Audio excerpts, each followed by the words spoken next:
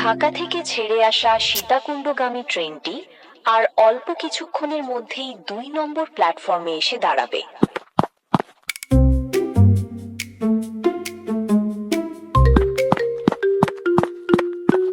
Sorry ভাই, অনেক late হয়ে গেল।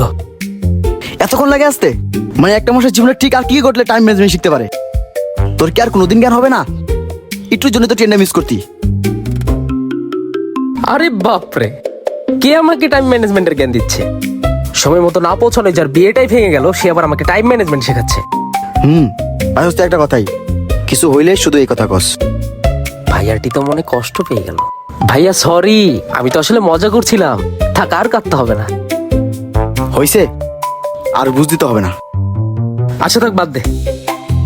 এই ট্রেন কখন আসবে রে? এখনই। যাক, বাঁচা গেল। আমার তো আবার টাইম ম্যানেজমেন্টের খেয়াল থাকে না।